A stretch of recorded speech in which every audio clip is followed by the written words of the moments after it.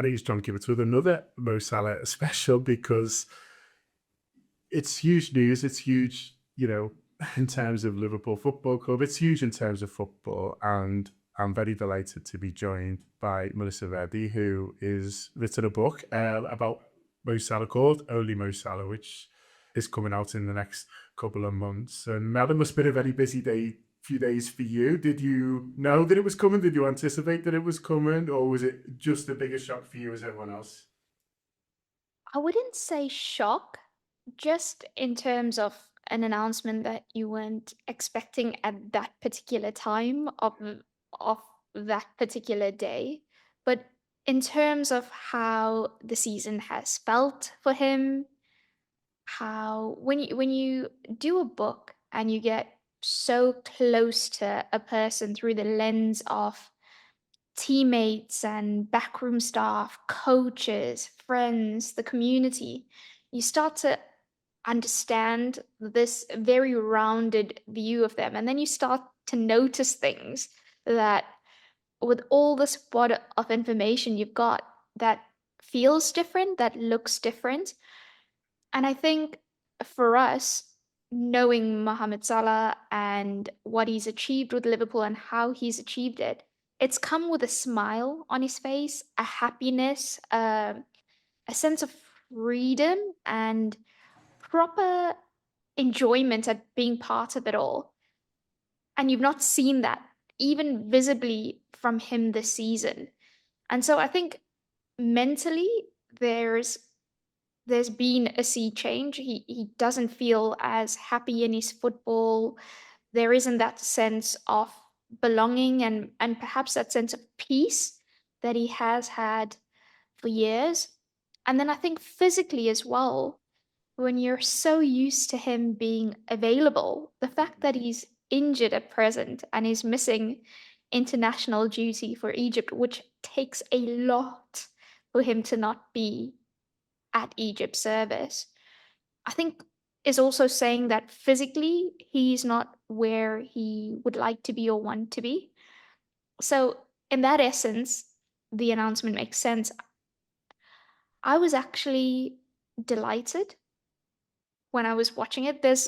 You go through so many emotions. There's pangs, there's sadness, there's, oh, is it really coming to an end?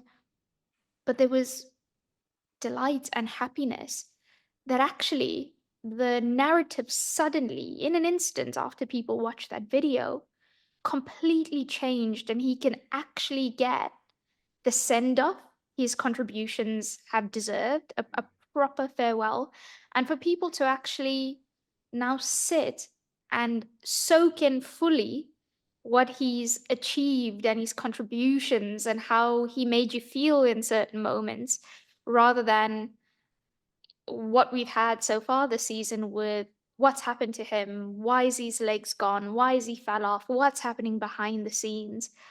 And that shift in narrative, I think, is very, very important for him, for the fan base, and then for the wider football community as well. Yeah, I don't ask you too much about the book because we'll get you back on to sort of talk about it. So I'm I'm controlling myself to just ask you who you speak to, who was in it, who was the best one, and things like that. We'll do that as sort of near the release date. But it is crazy to think when you talk about this goodbye and how special it's going to be and how emotional for everyone's going to be. I was thinking about it, before the idea that it could have been so different. At one point, it looked like he was going to go off to AFCON and maybe never come back. And that would have been heartbreaking for so many people, but you sense included him. Yeah, definitely, totally for him. Think about, you've been in the home end, the away end so many times. Think about that connection and that bond, because when he scores, it's not just a mad celebration of, being enraptured by the moment. He takes it in. He stands. He stares at you. He wants to experience it with you. He makes you feel like you're part of this absolutely phenomenal thing that he's doing on repeat. And what he's had at Liverpool, that sense of community and family and belonging and being part of this great whole.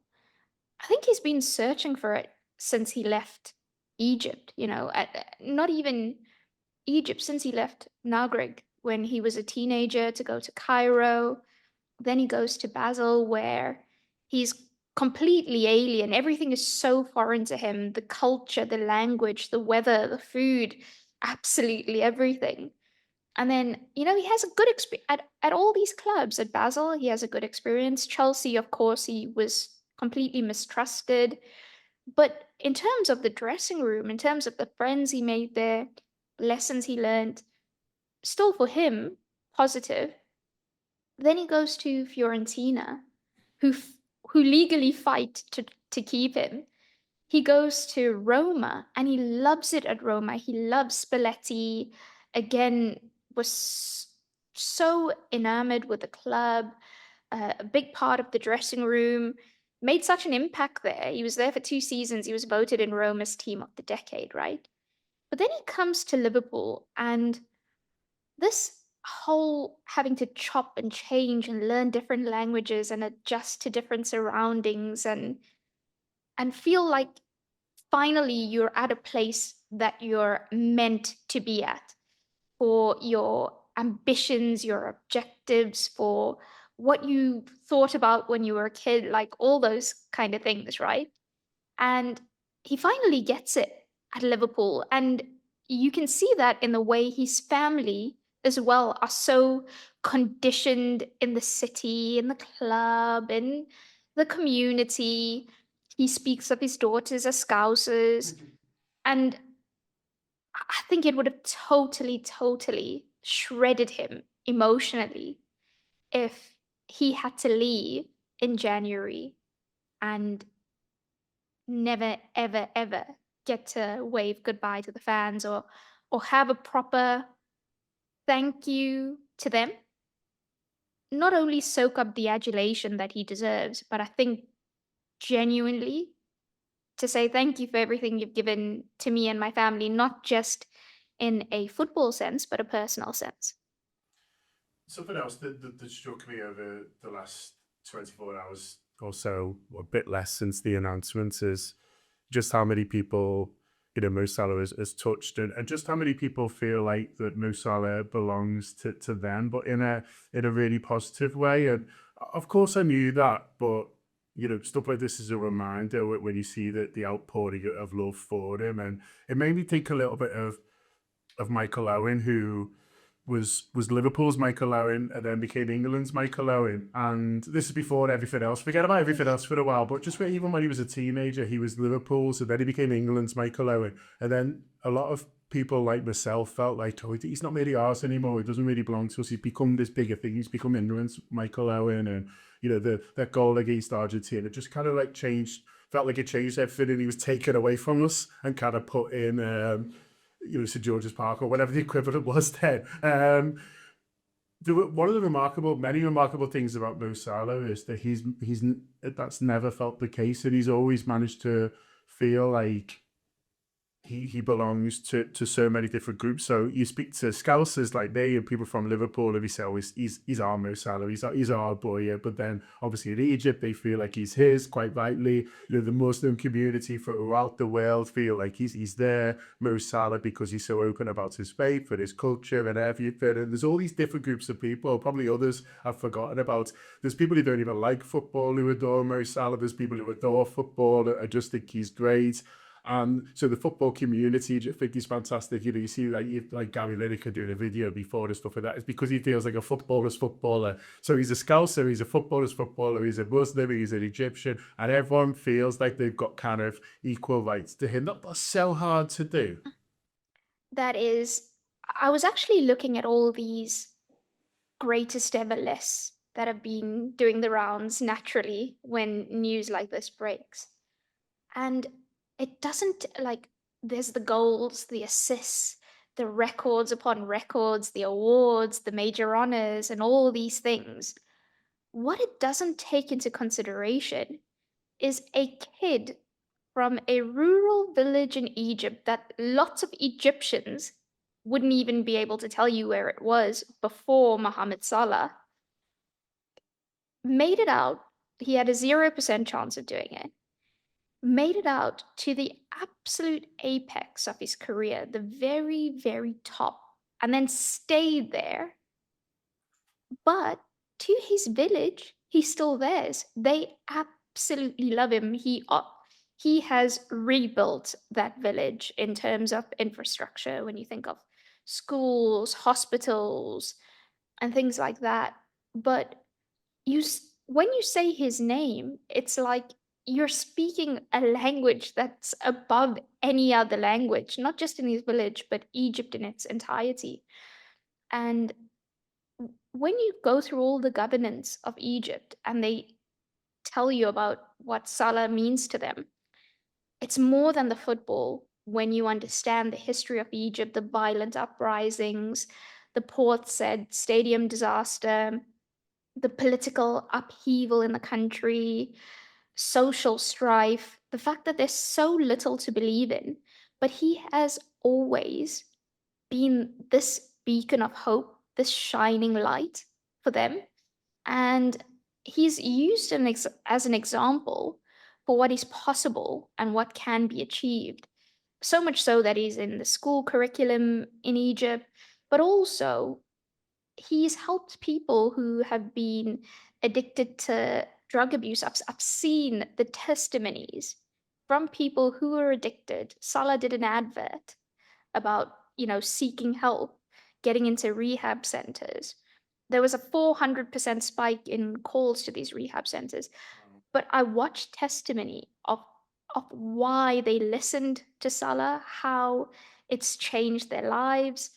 It's absolutely remarkable. And yet you could in Italy, people feel like he's one of theirs. He's a Serie A legend. And you go anywhere in the Arab world, he is mega, the most mega you could ever think of. And like you say, in Merseyside, it's the absolute same. When you're listing things you love about Mohamed Salah, you're listing that he feels like he's from Liverpool. He feels like he resonates with the city, with the people, with the ideals. And that's a really beautiful thing about him. And when you think of where it starts and how it starts and what he's able to go on to achieve and to have done it for such a sustainable period, honestly, throw all those lists in the bin, because I want you to tell me other people from that kind of background who mean that much to millions, multi millions of people worldwide, that are able to post the kind of numbers and break the kind of records that he did. It's a very solid argument, indeed. Just a little bit on what he meant to his teammates as well. You've spoken to quite a few of them in the book. You know, one of his many lasting legacies, and there was so many, will be those younger players who he's inspired, who he's put their arm around, who he's told not to eat bread. All those kind of things that he's done and shown that you can be a wonderful player and also strive to be better, to have humility. And I think there's so many, footballers, some of whom are at Liverpool now, some of whom have moved on, some of whom play for other clubs, who I think are part of his legacy as well. And I'm sure you spoke to a few of them. Yeah, the younger players thing is huge, both from a direct influence on them. He loves speaking to younger players, and I think that stems from when he was a teenager. He looked up to Mohamed Abutreka, soaked up as much information as possible as he could from him. At Basel, he would always speak to the elder statesmen. He was obsessed with mining information from Francesco Totti, who's one of his top three all-time idols. So how fascinating was that to have played with him? But he spent his youth extracting all these lessons from people who bettered him mentally, physically, and inspired him. And I think he has carried that and wants to share that. So, I mean, Harvey Elliott will wax lyrical about him, as will Rio, as will Curtis, and even Rhian Brewster, who was there at the start of Mohamed Salah's moving to Liverpool, has so many wonderful, wonderful things to say and experiences and small little things that Salah would do to help them change their perspectives or think about things a little bit more than you would when you're a kid. You know, the long term impact of every decision you're making now. And then there's the indirect element of watching this man who's achieved almost everything you can achieve in the game at the absolute highest level and consistently do it. And you watching the fact that he arrives first, he leaves last. He spends extra time in the gym. He's at the nutritionist asking them, can I change this as my fuel, or what happens if I do this? He's constantly, constantly looking for the edge, doing everything possible to be in the absolute prime conditioning mentally, physically, looking at how he incorporates yoga, all these things will have had a big effect. And I think they always say, look at the reaction. When somebody says farewell or look at the reaction, and the reaction speaks volumes. The testimony and tribute from a lot of his teammates, and I know some of them are holding back for the end of the season because they can't emotionally bring themselves to do it now. But look at what people are saying about it. People who, by the way, spend every single day with him, or in the past at previous clubs, spent every single day with him. And I think this is important because in England, we've been sold this narrative and this portrayal of Salah as somebody that's very selfish, somebody who doesn't think about the team, somebody who's bigger than his teammates, somebody who feels he's bigger than the club. Listen to the people who are actually there throughout his career and what they say. They paint a very, very different picture of him. And I actually hope in this final months that people get to see of him at Liverpool, that his entire career and what he's achieved is properly appreciated for the amount of sacrifices it took, but also that people see him for what he really is rather than what we perceive or has been portrayed. Because, he doesn't do many interviews, or he is quite guarded, which, by the way, you have to be if you mean this much to that many people around the You need globe. boundaries, you need boundaries. Yeah. Just before we let you go, Mel, where do you think you'll go next? Have you got sort of any indication from, from speaking to him, from speaking to people around him? What do you think is most likely? I think the ideal, he will still feel he can deliver on at the absolute top end of the game, which he can. So a Champions League club, a club that's pushing for major honors, that would be first prize. If it feels right, if it makes sense for his football, for his family. There's obviously been a huge push for about the past 4 years from Saudi Arabia to make him the poster boy of their league. He's been quite resistant to that so far because he still has so much more to deliver.